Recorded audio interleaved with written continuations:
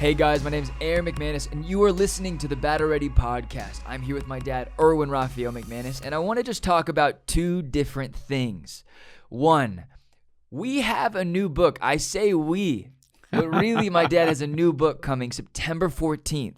We're starting something kind of around it. We're doing a docu-series that we'll release in the next coming months. I'm really excited about it. Go to thegeniusof.com.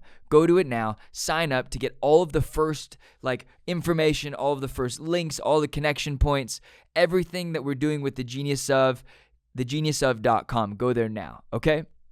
Second thing, we have a new place, a new home on YouTube. We've been a part of Mosaic, which we love. We both go to church at Mosaic. My dad is the founder and lead pastor of Mosaic. I've been gifted to be a part of the team for a long time. We are now doing our own YouTube channel. It's our Battle Ready Podcast YouTube page. So go to our Instagram, go to the link tree, the link in the bio, and subscribe. Subscribe, send it to somebody, have them subscribe. If you can't find us, that's where we are. We're no longer wherever you're watching this. We're on a new home on YouTube, our own Battle Ready channel. Hopefully we'll throw up some behind the scenes stuff. It'll be exciting. Subscribe to it. We had some interesting things happen this week. We did. It's been quite a contrast of experiences. Quite a contrast. And so I don't know what you mean by that. What's the contrast of experiences? Well, we have the NBA playoffs happening, which of course we're pretty excited about. We had the Warriors-Lakers game. And then this is a couple of things. We also had, what's his name? Stephen A. Smith. But what's the other guy's name? Max Kellerman. The Robin to his Batman. Max Kellerman. I was listening to Max Kellerman this week. Max Kellerman. I love Max. Max Kellerman is garbage. No, he's garbage. Not. I love Max Kellerman. I love Max Kellerman too until this week. Well, until he has this been week. really hitting on the Clippers. And He he's hates throwing a lot of shade that way. Just Max Kellerman is Robin to Stephen A. Smith's Batman. But I think Stephen A. Smith has been really. How many times Robin dies in Batman movies? Robin dies in Batman movies, right? He ain't gonna make it. Yeah, but Stephen A. Smith has been pretty negative about the Clippers too. But I don't listen to Stephen A. Smith. But I do. I listen because I've already written him off because he hates the Clippers so much. But Max was saying basically that the Clippers avoided the Lakers in the first round because they're afraid to play the Clippers. Sorry, the Clippers are afraid to play the Lakers. The reason is because the Clippers lost their last two games to pretty terrible teams. So Max was saying this, Stephen A. was saying this, that Clippers threw the last two games of the season, so they didn't have to play the Lakers, and they would be put on opposite brackets. If the Lakers had done that, they would have said LeBron was a genius and that he knows how to play the game and how to manipulate the system. But this is why I'm saying Max Kellerman's trash. And I don't mean him as a human being. I just mean his opinions. The last three takes. He's talking about this whole week he's talked about it. He said that the Clippers were avoiding the Lakers, and as we watched the Warriors and Lakers game, we know now what Max didn't know then, that the refs are so biased in LA that they favor the Lakers over anyone. Over in everyone. And definitely there's a anti-Clipper bias with refs. Absolutely. And an incredibly pro-Laker bias. So when those two teams are in the same Tyrone Lue knows this. It's the so coach. Disproportionate. Yeah. The team knows this. Jerry West knows this. Jerry West used to be a part of the Lakers organization. Mm-hmm. Jeannie Buss left him off of her top 5, top 10 list. How can there be a top 5 for the Lakers without Jerry West? He's the logo. He is literally the logo of the NBA. There must be something personal going on. But I'm going to compare this to something in life because I think in life we all mature, we all grow, we all evolve. He started with the Lakers, and then he became a great man and went to the Warriors. And then he's become. But he also went to the Thunder. Didn't he go to the Thunder? No, the Grizzlies. I think he went to the Grizzlies. No, I don't know. If you don't know, I don't know. Okay. And then now he's at the Clippers, helping the Clippers organization become excellent. He's now become a Clipper fan, and I don't think that Jeannie Buss could handle it very well. Yeah, well, I just don't know anyone who can hate on Jerry West. I don't know anyone who can hate on Jerry West. What an iconic human being. It's a sin. It's despicable. So here's the deal. All right, so Max and Clippers knew. We disagree with you. One, I don't think the Clippers were avoiding the Lakers. I think the Clippers didn't care if they were 3 or 4 because it wasn't going to change their path very much. They're going to rest Kawhi. They're going to rest Paul George. They're going to rest their talent and let the younger guys get experience. There were guys on the court I never even knew were on the team. You know what? Me too. They were throwing those games pretty badly. But they almost won both of them, which was kind of also funny as well. Here's my thing. I don't think they were avoiding the Lakers. I do think they were wise because they knew that an LA show-off, face-off, was going to be so favored to the Lakers they weren't going to have a chance. Mm-hmm. Right? They also, I don't think they want to play the Suns or the Blazers. They'd rather play Utah Jazz and the Mavericks. Absolutely, I would too. Luka Doncic is going to get thrown out of every game because he can't stop running his mouth. I mean, the reality is that eventually you're going to have to face the Brooklyn Nets. Eventually. So you're going to have to beat the best team in the NBA. The Brooklyn Nets are kind of like Justice League, the first movie. What was his name? Joss Whedon, the one he directed. Like you know that the characters should be good, but it's really bad to watch. Ooh. It's really bad to watch. It's really bad to watch.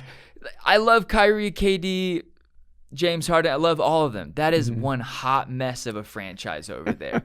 They need Zach to go in and fix it. NBA, it's not the playoffs, it's the play-in, but it's not the regular season. But is it now the playoffs? Is that sort of like where you're dating someone, but you're not really dating them, but you're hanging out all the time? It's the play-in. Here's the other thing. This is why I don't hate Max. I actually do love Max Kellerman. He's really fun and enjoyable. But this is what I also disagree, because LeBron comes out. He says, I hate the play-in system. This is whoever decided this should be fired. This doesn't make any sense. And if you don't know what this is, play-in essentially, it's like the bottom 4 teams in both conferences have a playoff. 7, 8, 9, 10 places have a playoff. The 7 and 8 play, the 9 and 10 play, which is also weird. But then whoever loses the 7-8 plays the winner of 9 and 10. So 7-8 gets 2 chances to get into the playoffs. Oh. So it is an advantage for 7-8. So is there a second play-in game? Yes. So the Warriors are now going to play the Grizzlies to see who gets this 8th seat. So the Warriors could still make the playoffs? That's right. Is that real? That's real. That's real. Austin throws his thumb up. That's real. It's amazing. I love that. Are you just cringing in there, Kevin? I get to watch Steph Curry play one more time at least. You know what? And if you're such a gift. Such a gift. And if you're one of Kevin Peña's friends and you're thinking that I hate the Lakers, I do hate the Lakers. I do. I wanted to like them. I wish I could like them. I have a Lakers hat. And R.I.P. Kobe, who was one of the greatest players that ever lived. I'm never going to speak a bad thing on that man's name. But they're just fun to hate. Kobe made them fun to hate. Well, it's not the Lakers. It's the Laker fans. It is the Laker fans. It is Kevin and all his friends who are my friends too that I love. And when they're bad, they're irrational. And when they lose, they always throw someone under the bus that's on their team. They're disloyal. Lakers, they know too. Ask Paul Gasol. They sacrificed. Who did they sacrifice? Who was the play? Oh, they sacrificed. He was on the Toronto Raptors. 3-point shooter. What's his name? Danny Green. Danny Green. Poor Danny. I love Danny Green. He's had a great career. He also went to University of North Carolina, Chapel Hill. He's a Tar Heel just like I am. He did. So we're always going to love him. He had a bad year on the Lakers, and those guys ate him alive. They have to pick someone. They picked Paul Gasol. They picked Danny Green. They did. They picked Lamar Odom. Oh, but it was never, They picked Lonzo Ball. Yeah. They got rid of Shaq. When they had a chance to win 6 in a row. Every year, the Lakers sacrifice somebody to the basketball deities. Throw them into the volcano. Throw them into the volcano. Please give us another Kobe. Please give another Magic. And then I just had to laugh because I could see. I was seeing 3, so I just shot for the middle one. I just think that's kind of funny. So basically, the semantics of the game. LeBron on a foul from Draymond Green, which this is what I think. They were saying it should have been a flagrant 1 or a flagrant 2. He should have gotten kicked out. It wasn't even a flagrant 1, right? It was just a foul. Common foul. I do think it was a little aggressive because we know Draymond hates LeBron. So there is some bad blood there. There was intent. There was malintent. I agree. It probably should have been a flagrant one. I'm glad they didn't call it because I think it helps LeBron. It helps Draymond. No. What? Slapping someone in the head is a flagrant foul. Poking their eye is just a common foul. But his body went straight up, but his arms went out, and that to me is But it seemed to me he was unacceptable. trying to block his field of vision. Yeah, but if you hit him, that's the problem. That's the issue. And it was a foul. Right, and I get where it's teetering the flagrant one, the common foul situation. But my thing is, But what about when LeBron absolutely just trucks into the layup and doesn't get called for a foul at all? Doesn't get called for a foul at all. Doesn't even touch the ball, just collides into the body. I want to know if Jeannie Buss owns a hotel in Cabo where the refs stay at after this series. That's what I want to know. That's what I want to know. All right, wait a minute. I think we're digressing. Are we digressing?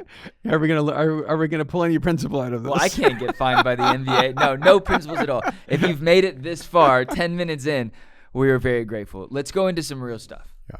The one thing I do love about sports is that they're a great distraction from the heavy and serious problems in life, and strangely grateful for those few moments of reprieve in life. Yes. But what? You've got a lot of feedback. In fact, Your legs are so far; they're on my side. My legs are tucked underneath my chair. I can feel your toes right now. All right, and let's move on. All right, what other important things are we going to talk about? Well, we have something you really want to get to. So should we tease it now, talk about other things, and then go back to it? Well, I thought we probably should just do a short follow-up on some of the response we got from last week's podcast on the Palestinian-Israeli conflict. Yes. And the future of humanity, the fight for humanity. Overwhelmingly, the comments have been incredibly positive, and people Very have positive. been really grateful for what they considered to be a very humane and balanced conversation. We've had a few negative. Did we get any negative? I think we had one. I didn't see it. I think you saw it. I saw it. It began real positive. It ended real positive. The middle was pretty much I don't have any courage, and or integrity. Right. In the middle, because I acknowledged any value for the Israelites, or for the nation of Israel. It was a very pro-Palestinian, and I would have been upset, except that I felt like this person's writing out of pain. Yeah. And it's an interesting thing when you hear responses from one side. If a person's completely one-sided, there'll never be a real engagement or acknowledgement or analysis of Hamas and their role.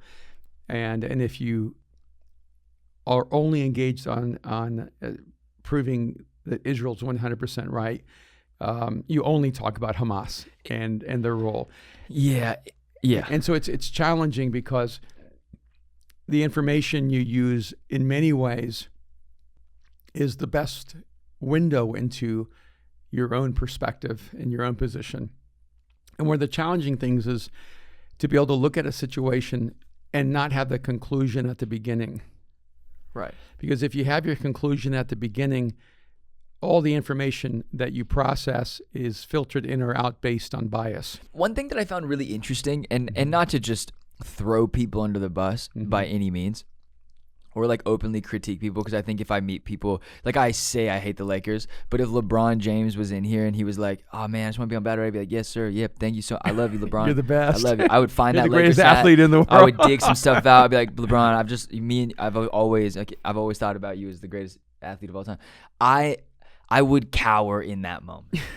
And which I think is important to note, that it's fun to love teams that hate teams, to love players that hate players. But the moment they're off the court, those people are human beings, and you have to relate to those people not as the character they play on the court, but the person they are in real life. Absolutely. Okay, so here's my thing. So we live in LA. We get a lot of the celebrity, the influencer. That's like whether you're following them or not following them, you see a lot of it because people repost the things that other people are posting. I have friends on both sides. I have friends who are Jewish, and I have friends who are Muslim. And we have people that are Palestinian. Yes. Yeah. And we have people who are part of Mosaic and people who aren't. Yeah. And it's really who are part of both, which is really incredible. And so I was talking to someone this weekend. She listens to Battle Ready. She's becoming a friend, and She was obviously deeply emotional about what's going on over there. She's Lebanese, and they live in LA now, and they live down the street. They've been coming to Mosaic, and they've listened to us a lot during the pandemic, which is like really cool.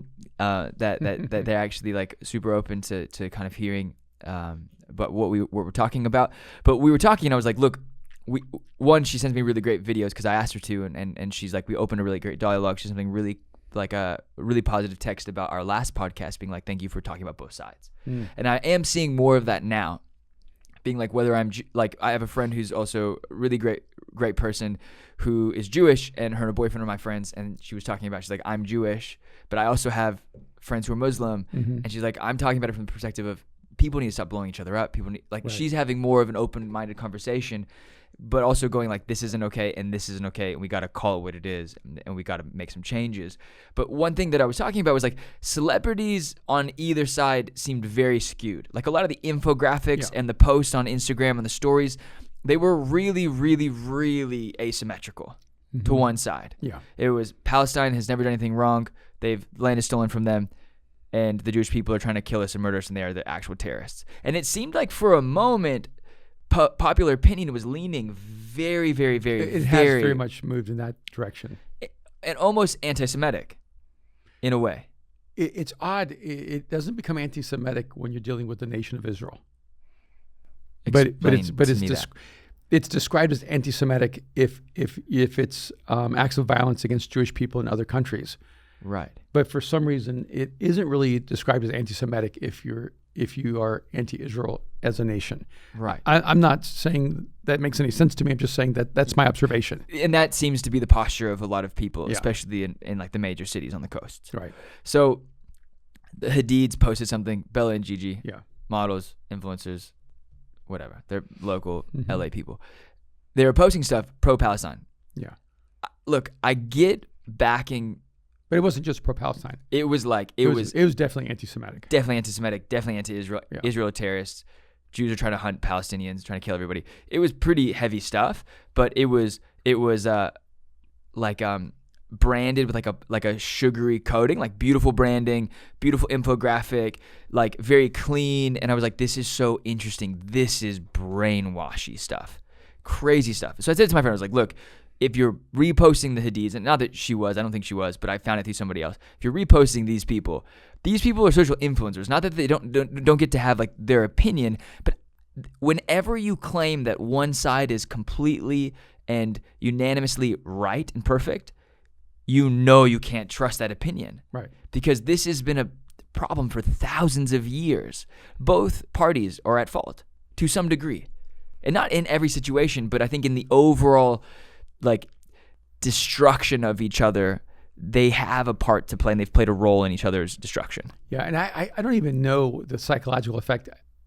I've read this multiple times. I'm not sure if the numbers are right. Like I read that over 3,000 missiles were sent from Hamas to Israel. Okay. To bomb Israel. Right. When I read 3,000, that seems to be an impossible number. I don't know if you guys can fact check that. I think it was 1,000 in just the night we were looking with like the famous photo, the infamous photo where the Israeli Iron Dome are firing like protection missiles over. So the Iron Dome has the ability to neutralize those missiles before they hit the ground, and I think they said that 90% of those missiles were diffused. Yeah. And so if Israel didn't have the defense system, can you imagine the massive death toll that would have taken place on the Israeli side? And so sometimes what's being measured is, oh, look what Israel's doing because of the impact and effect of it, and oh my gosh, the films of the children and families that were killed in the Palestinian side just break my heart, and they're horrific. But I'm talking about misinformation. Yeah. How to know who to believe. Yeah. No, I'm just saying it's like there's so much information, and if you're leaving out information because your argument doesn't hold up, if you bring in all the information, you're not, I think, you're not having journalistic integrity. And, yes. And of course, people on Instagram and people who are influencers are not journalists, right? But they're speaking as if they're journalists, and so that's one of the challenges. And for me and for us on Battle Ready, I genuinely have not tried to take a side. I'm just trying to create empathy, awareness, and a conversation where both sides can actually have mutual respect. And I got an email this last week from a woman who I think she was in Colorado, and she was saying, I really love the podcast. I'm really grateful, even though you guys contradict yourselves a lot. And I responded with, thank you so much for sending this message and taking the time out to email me. But we it's not a contradiction. We leave room to change our minds, to ask questions about both sides, to look at it from different perspectives, and to adjust. Yeah. That doesn't make me a hypocrite. It makes me someone who's growing and evolving and changing. And I responded kindly. Yeah. But I was just like, you're just used to I don't know if I'm saying this person is, but I think a lot of people are used to the hard-lined alt-left, alt-right. Yeah, if you're not dogmatic, you contradict yourself. Yes, and yes. And I'm going, look, Israel can do something wrong on Tuesday, which doesn't mean that Palestine can't do something wrong on Wednesday.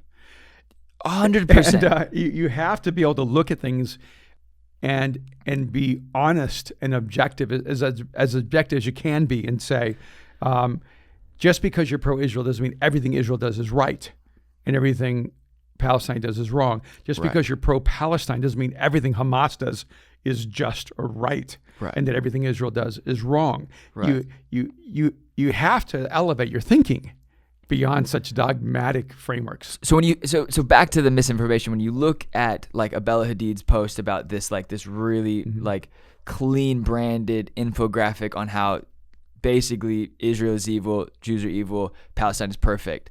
And I'm going, man, if you don't admit to any wrong at all, you don't own any issues that you guys as a nation or as a people group have made mistakes, then you're no better than the other side saying that you're evil. Well, you're certainly not contributing to a future peace. Not at all. And that I think is the thing that is like really eye-opening, because someone sent me a video. I didn't want to send it to you on Monday because I didn't want you to wake up to it. But at my favorite sushi spot on La Cienega, down the street from us, there was a video, and there's Palestinians driving around in Jeeps, waving Palestinian flags and whatever, do your thing, but full like traditional garb. And then they get out of the cars and they start attacking these Jewish guys. And one of the Jewish guys picks up like a big pole and swings it at the 8 dudes coming at him. And I'm like, I don't know the whole story, but I do know that behavior like this, and this kind of is referring back to the conversation I had with my friend again, who came to church, is that are both sides embarrassing the God that they believe in?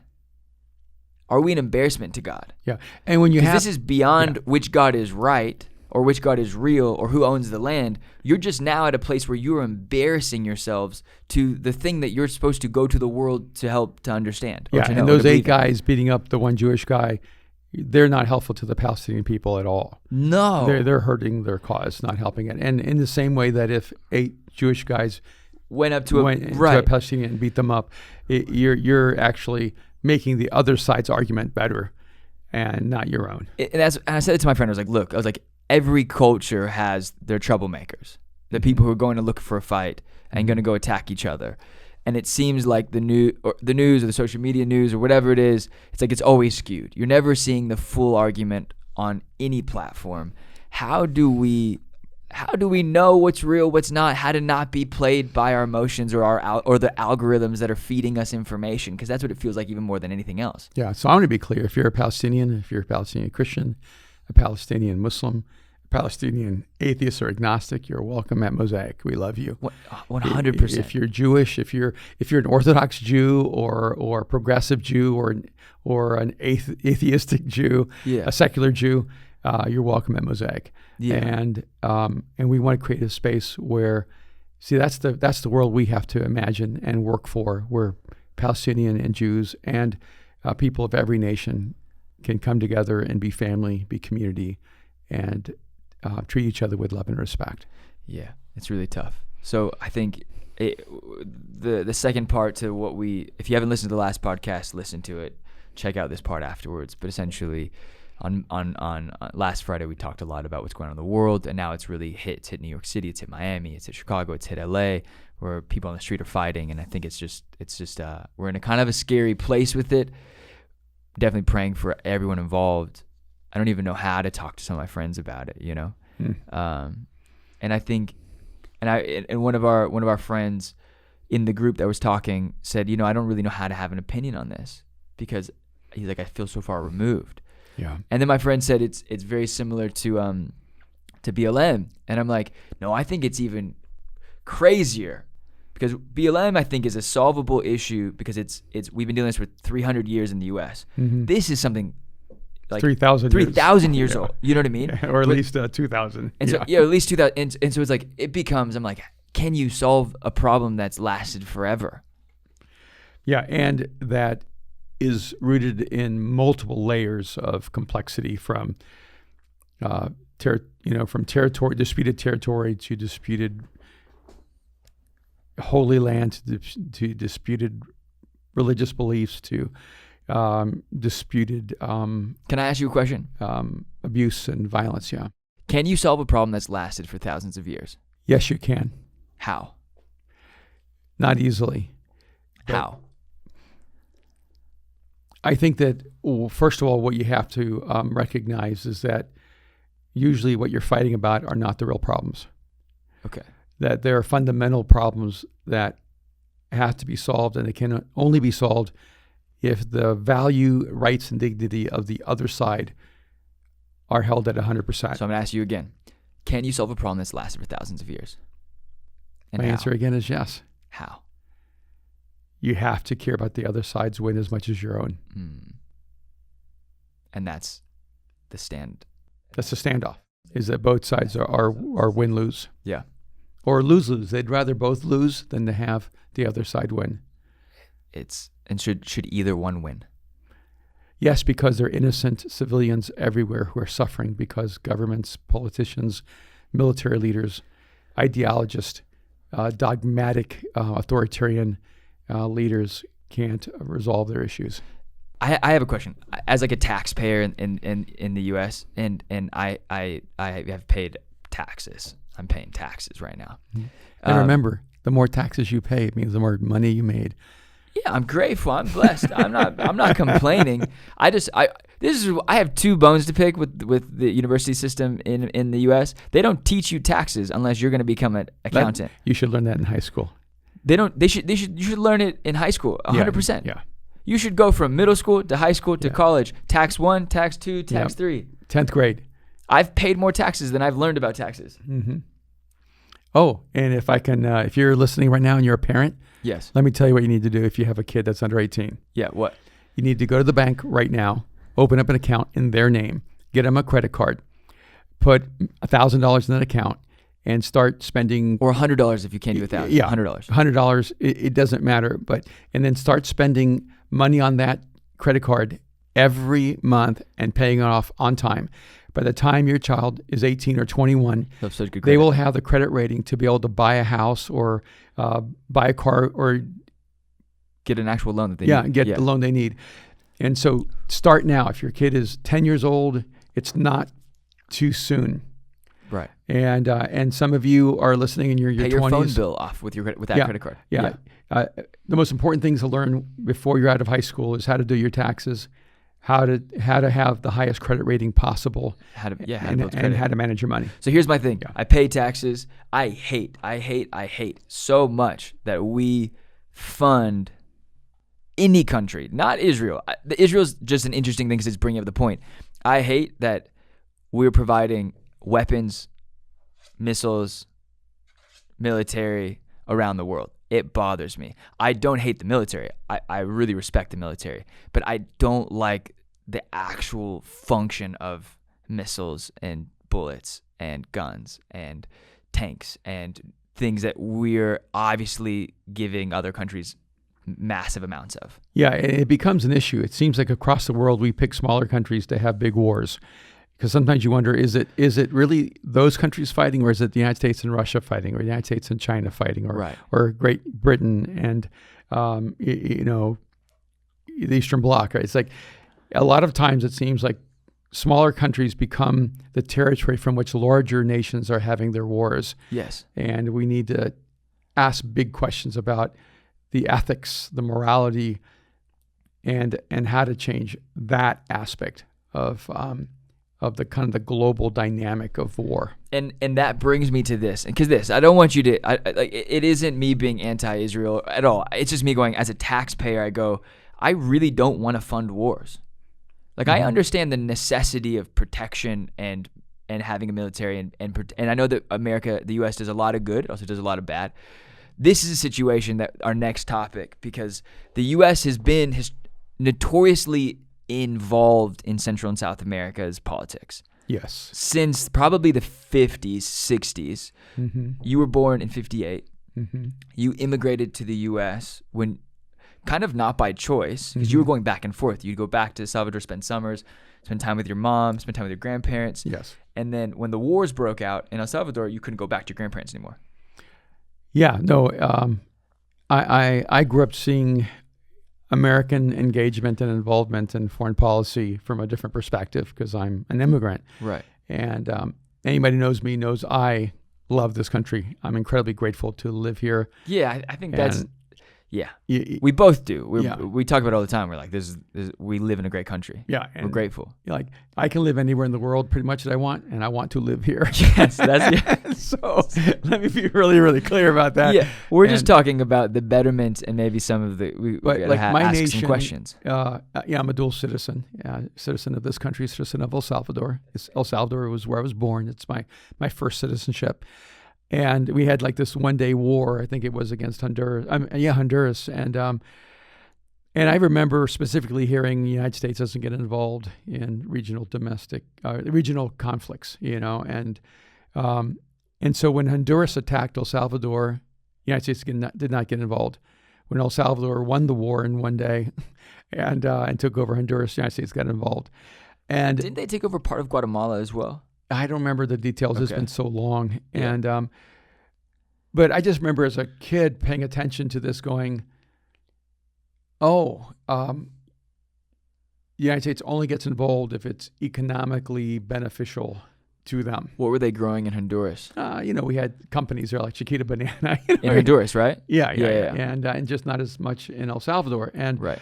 And I'm sure I am naive to all the political, economic nuances of those kind of relationships. I'm just saying that as an outsider, it doesn't look as clean as it does when you live here in the States. When you're living in another country, there are times I think.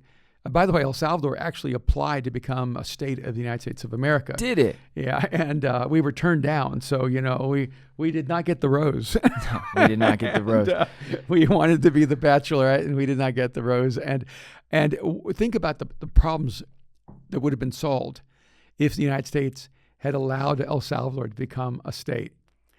And frankly, I think Latin America would have been transformed in a positive way.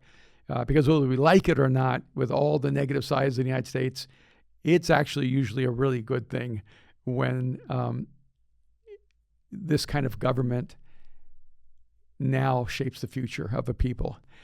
And yeah, because there's so many benefits to being connected to the U.S. in that regard. I mean, just the way we do government, as flawed as it is still probably one of the best systems in the world. Yeah, so I wish El Salvador had become part of the United States. I wouldn't have had to apply for citizenship and live on the green card for 40 years of my life. Yeah. But well, we watched. Sorry, go. No, go ahead, please. I was saying because we watched a really great article from. Do you want to introduce the subject we're about to talk about? Yeah, I was really angry by an article. Yes. So from the LA U.S. Times meddles in things sometimes it shouldn't meddle in. It definitely got involved in El Salvador. And then the LA Times releases an article. Yeah, on Nayib Bukele, the new president of El Salvador. A young guy?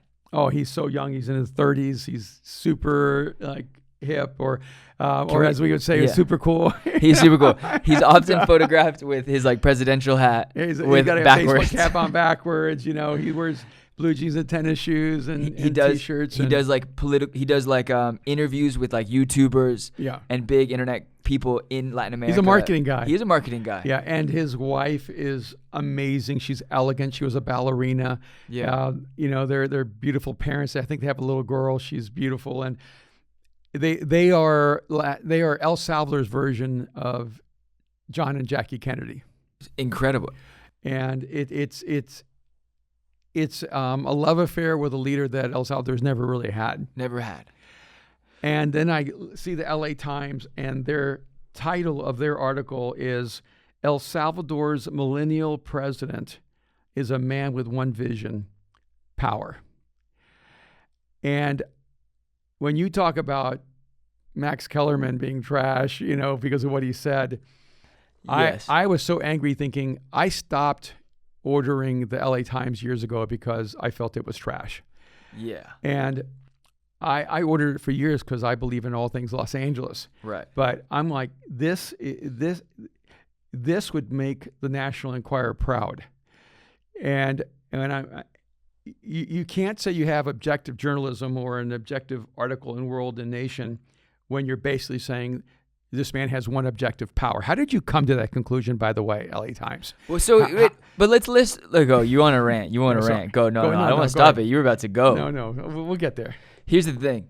Let's talk about the things that could be misconstrued that he's done, because what he has done, well, some people listening don't even know about him, and, right. And I do think this is an interesting transition because we've been talking about Palestine, and I want to read just one section that just gives us a little bit of his from own. the LA Times. Yeah, it says Nayib's, speaking of his father, he worked at a public relations firm owned by his father, Armando Bukele, a successful businessman born to Palestinian Christian immigrants to El Salvador. So Bukele is actually, in his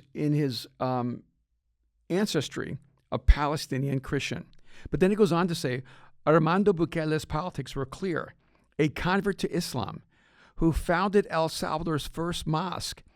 He was a supporter of the Palestinian independence movement and sympathetic to the leftist guerrillas fighting U.S.-backed armed forces during El Salvador's war. His public relations firm later ran campaigns for the Farabundo Marti National Liberation Front, the political party that sprang from remnants of the guerrilla movement. So I'm sitting here talking about a president whose family comes from the leftist perspective. They were a part of the leftist, more socialist, guerrilla supporting party. That would not be the party that I would support. I would support a democratic party and not a socialist party. Right. Not the guerrilla party, but I wouldn't support the dictatorships that existed in the past. And so it's interesting that Nayib comes from this left side, but he now is being criticized for quote, wanting to create a dictatorship. But socialism would often have a dictator at the helm. Oh, well, yes, that's the way socialism takes over. So what they're saying countries. is that what his behavior is now aligned with his pedigree. Well, but it's also because he's not actually advancing socialist ideology. Which you think is the actual subversive messaging in this. The LA Times. Because the LA Times would be more backing of socialist movements. Well, I just think that they're more... yes or no? They're more quick to criticize Nayib than they would be Venezuela. Very interesting, which is an actual socialist movement. And you don't hear a lot of criticism about Cuba, and so I think this is kind of interesting to me because he's only been president a couple of years. Yeah, 1 year, 9 months. In El Salvador, maybe 11 months. You get to be president for 5 years. And that's it. And then you don't get to run again until someone else is president, and then you get to run again. So 5 years on, 5 years off. Yeah, and so the structure of Salvadorian politics has been set in such a way where hopefully dictatorships will not emerge again. And I have said in the past, the problem with Latin America is we have two forms of government, revolution and dictatorship. And that the revolutionaries become the dictators, and then the dictators get overthrown by the new revolutionaries, and then they become the dictators. And that's the history of Latin America. That's the history of my people. And I'm hoping for the first time we can actually see something different. And so several things came to my mind. One is he has a 90% approval rating. Which is unheard of in politics. Right, and they use that as proof that he's a dictator. And I'm going, wait a minute. If you have 90% approval rating, you don't have to be a dictator. You can actually be an elected official. Well, are they questioning the validity of the poll?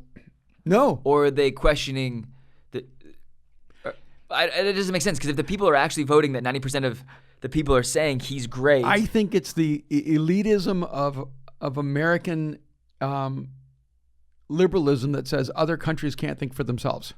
100%. That my people are not smart enough to know how to know if a president's doing a good job. Yeah. And I actually think that sometimes often we hold other nations to a different criteria from which we hold ourselves. So I'm sitting there going, okay, wait a minute, he has a 90% approval rating. Our last president couldn't even hit 50%. Okay, and so I'm going, all right. What was President Obama's highest? Yeah, find out because Obama's so popular. So let's so popular. What would be his highest approval rating? And I mean, Bush I think had the highest approval rating in modern time after 9/11, and then of course it dropped and tanked. Obama's highest approval rating was 68%. 68. That is extraordinary. Wow.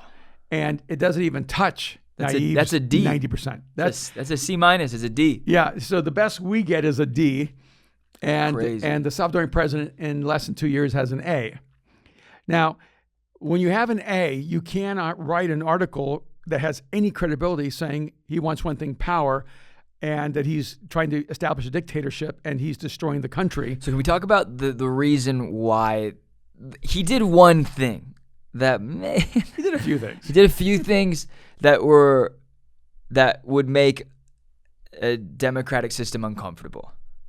Can we say that? Because I want to get into the things that he has done that are, I think, far more remarkable. Yes, he has definitely used military influence to let people know that certain choices need to be made. Right. And I know that that's hard for Americans to understand, except you're coming out of a system of such immense corruption that corruption and politics, I know this is hard for Americans to understand, but in El Salvador, corruption and politics are inseparable. Right. Oh, I think that may be true here. That may be true here. We just lie to ourselves about it. And so there's several things here. One, when the Khmer Rouge regime came into Cambodia, one of the first things they did is they killed everyone who was educated. The communist socialists went in and killed all the educated class. They actually killed people who wore glasses because they thought people who wore glasses were the readers and were most likely educated. That's insane. That's like ethnic cleansing stuff. It was horrible. That's where you have the killing fields and a massive massacre. The mass graves. Yeah. And one of the things you can know across the world is whenever communism or socialism takes over, the educated are vulnerable and usually... Which is very interesting because socialism is bred and duplicated under the guise of intelligence and the intellectuals, right? We're the highest educated. Socialism makes sense. It is the end all. It is the achievement of government and social and economic power and influence merging together. Right. The power of the people. And it is ironic that, or not ironic, but very a dark reality that with socialism comes like the death of actually free thinking. Right. And if your only vision is power, what you do not want to do is educate the people. Interesting. So one of the things that Bukele did is that he used government money to provide laptop computers to every, I think, senior in high school.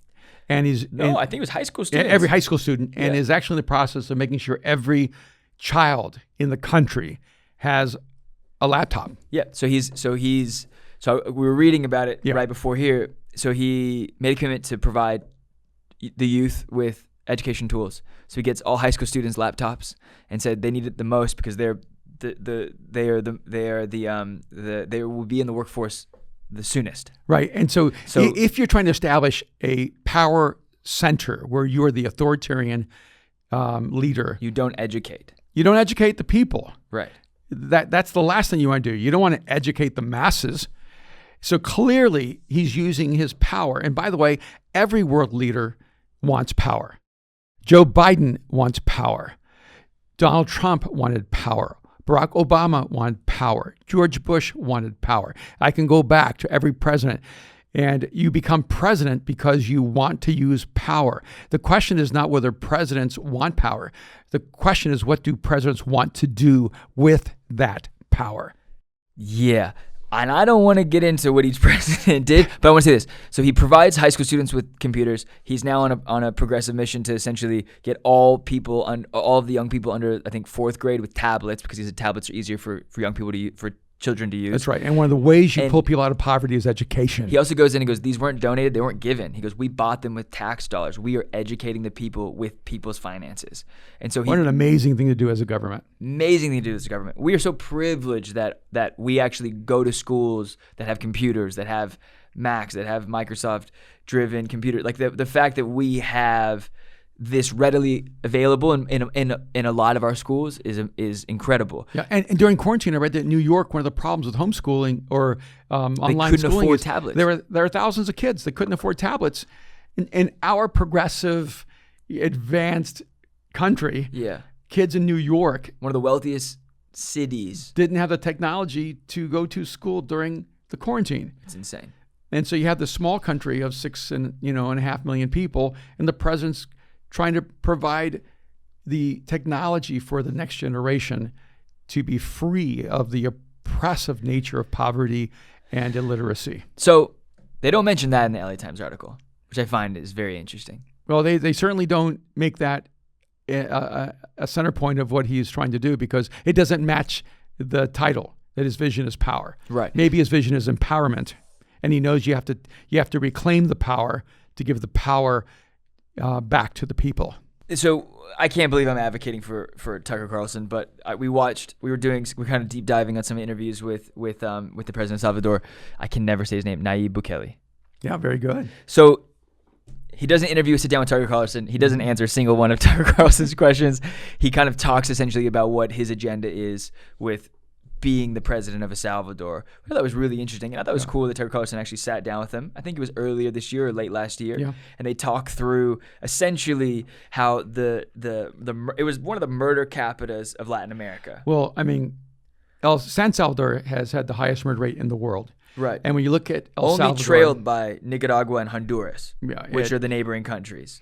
So 3 of the most deadly, highest murder capitals in the world are grouped together. So I think 2 years ago, we had 103 murders for every 100,000 people.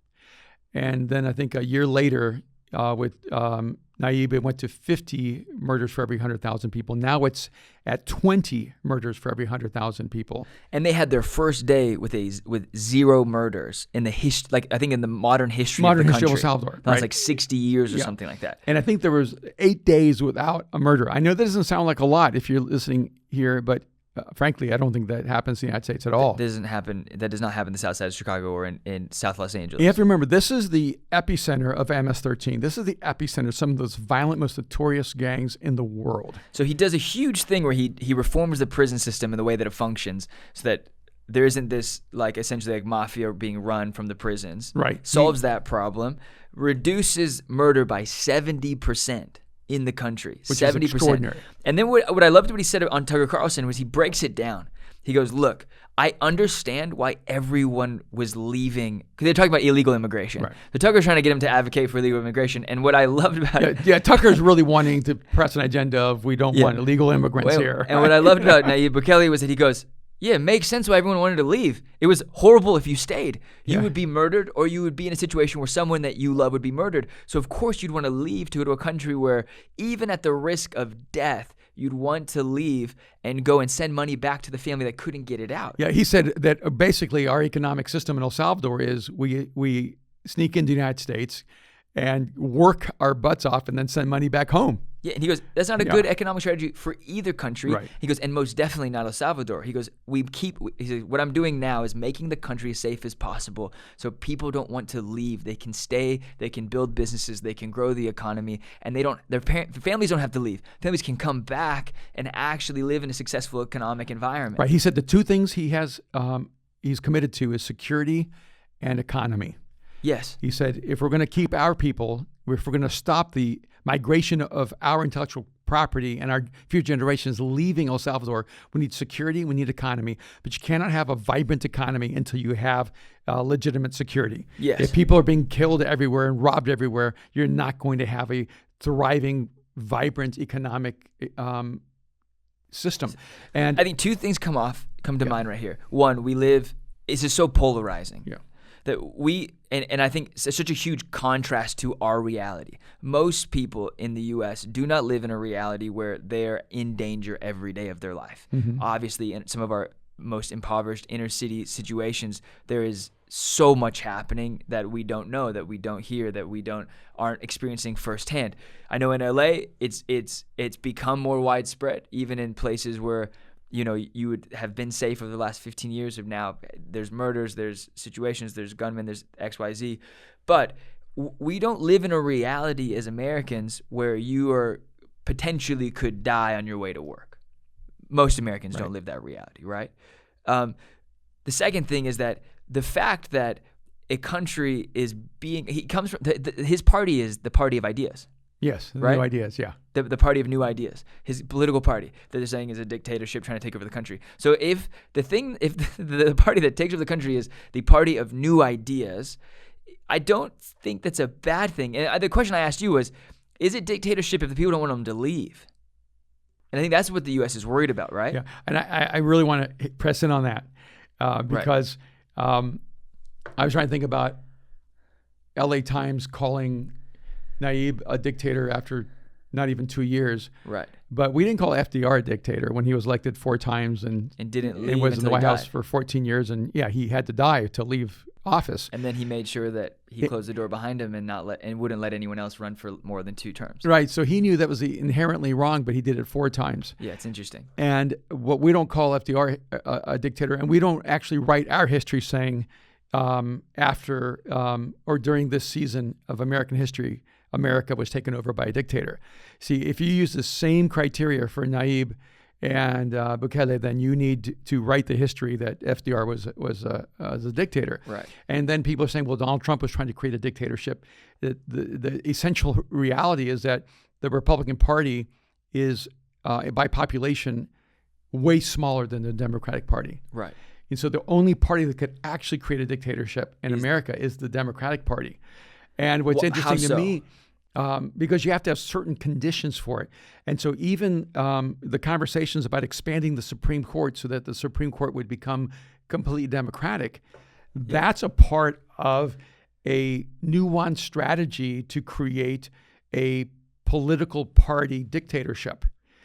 And how come the LA Times isn't writing about that? And so I'm looking and going, we've had 3 elections in my lifetime that have been questioned in the United States: the Bush-Gore election, the Clinton-Trump election, and the Trump-Biden election. Okay. Yeah. And when Bush won in Florida, our democracy was really fragile. Yeah. And we're supposed to be the ideal democracy in the world, and yet our election was really unclear at that time. And then when Trump was elected, Democrats said that the Russians actually colluded and manipulated our election, and so Trump actually didn't win. And there was never a moment where it was acknowledged that he actually won. It was always a question of whether he was actually our elected president. Yeah. And then Trump, which I don't think has any root in reality, but says, well, then the election was stolen from him. And I'm going, we need to pay attention to our democracy and, rather than writing LA Times articles about El Salvador's democracy. And then I looked at this section of the article and I thought this was interesting. This is an interesting highlight. El Salvador's president accused of using coronavirus to bolster autocratic agenda. And it explains that he imposed, I think it was a 6-week lockdown, a quarantine, to try to intervene on the spread of coronavirus across the nation. I'm going, wait a minute. All right. Wherever you followed this thing, Trump did not want a quarantine. Right, but the CDC did, and Dr. Fauci did, and so we end up with almost a year in quarantine. For more than a year, we've not been allowed to do things that free people are allowed to do, and even with Biden, we're still not allowed to do things that free people are allowed to do. And California and LA, oh my gosh, between Newsom and Garcetti. Yeah. Like, why hasn't the LA Times written about the dictatorship of California with Newsom and Garcetti? Yeah, it's very interesting. Why haven't we talked about the dictatorship of using executive order to tell us what to do rather than recommend, mandating and making illegal things that we did not vote for as American citizens? In the last 18 months, we've been told to do things that we never got to vote on. It seems to me that we're the ones that are on the fringe of losing our democracy. And yet, Bukele actually calls for national quarantine, and that's used as evidence that he's bolstering his autocratic agenda. And I'm just, maybe it's me, maybe it's because I'm a Latin America, but it seems to me that there's more going on here than meets the eye. And I just like to ask the LA Times, how many people from El Salvador did you actually interview to get perspective on what's happening in our country? How many people did you actually talk to about what's happening in our country? Because you haven't had to deal with decades of violence. You haven't had to deal with the aftermath of a war that left our children with no skill except the ability to kill each other. You don't understand that 9 and 10-year-olds were given machine guns. 11 and 12-year-olds were trained by guerrillas to be killers. And when the war quote is over, they had no profession. The only occupation they have is to create MS-13 and to become professional killers. And so here's the thing. How do we offer a solution, and how do we provide some takeaways? You're heated. I'm upset. We're about to hit the 1 hour mark, and if you've made it this far, we're really grateful, because we very rarely does my dad get like this, and I think it's very good that you are, because I think it shows that you're passionate. You've often said that you wish that the only downside of being an immigrant is that you can't run for president of the United States. Then I said, well, you could run for governor, and you're like, yeah, I don't want to do that. But you could probably run for the president of El Salvador, for sure. Have you ever thought about that? I thought about it for many, many years. Yeah. And because as much as I love my country, the United States, I also love my country, El Salvador. Right. And our history is tragic. Our potential is unlimited. Mm-hmm. It's maybe the most beautiful country in the world. Okay. And a stunning topography, the geography, the nations, the people are beautiful people. And hard workers, intelligent, driven. Have you ever thought about it? I have thought about it. And would you ever do it? Well, they have Nayib Bukele, and I think that I hope he proves everyone wrong in the LA Times. I think he is already. I think he's doing what I'm a huge wanted fan. to do. And now I'm feeling like maybe I should run for governor of California, because I think California is in greater danger of losing its democracy than El Salvador. Yeah, have you seen who's running for governor of California? And you can post that on Yikes. the internet. You can post that on the internet too. Google that. That's getting bizarre. The moment we have the Terminator and reality TV stars running for politics, we are in political positions. We are in an interesting place. I have so much more to learn about this issue. I just think it was an irresponsible article by the LA Times. Yeah. Kate Lithicum, go to El Salvador before you write about it. And maybe, interview Nayib Bukele and let him share his perspective in an article that's so one-sided. Yeah. Because power is not a vision. Power is a means to fulfill a vision. As a journalist, you didn't even take time to figure out what the vision was. And I just expect better from American journalism. I don't. I know who they are and what they do. And American journalism is now, what is it? Like, it is the MySpace. Like, our kids won't read the LA Times because they will see it as the same garbage as TMZ and Vanity Fair. Not in its entirety. There's still goodness in it, but the reality is that where do we get valid information, right? Because a lot of it is things like even us. We're talking about people talking about something that's actually happening. Yeah. So I want to plug something, and I also want to go back and do some stuff for the beginning, but I want to plug this. You were working on a series, thegeniusof.com. Yes. A new book is coming out. Yes. We haven't named the name, but you are working on a new book, and that's connected to it. So go to thegeniusof.com, enter your information. It's just an email, just keeping updated. But we're going to start launching projects with my dad, Erwin Raphael McManus, sitting down, hopefully, with some of the most interesting minds and voices and geniuses of their time. I would love to sit down with someone like Nayib Bukele. Nayib Bukele, will you come on my documentary series, The Genius of? We've got to, if you know him, if you know someone who knows him, if you know someone who knows him, let's do it. But go to thegeniusof.com. The website is live. It's just an email subscription. The stuff is coming soon. Your book launches September 14th. It does. I'm so excited. And so now, from now until then, we're going to talk about it a lot. And we'll do a public announcement very, very soon. Very, very soon. Okay. Love you guys. Thank you for supporting. Rate and review this podcast on iTunes. Go to it. Rate and review it. Do it now. 5 stars. Leave a comment. This has been a fun conversation. Been a fun conversation. Hey, thank you, bud. Love you. You too. Bye.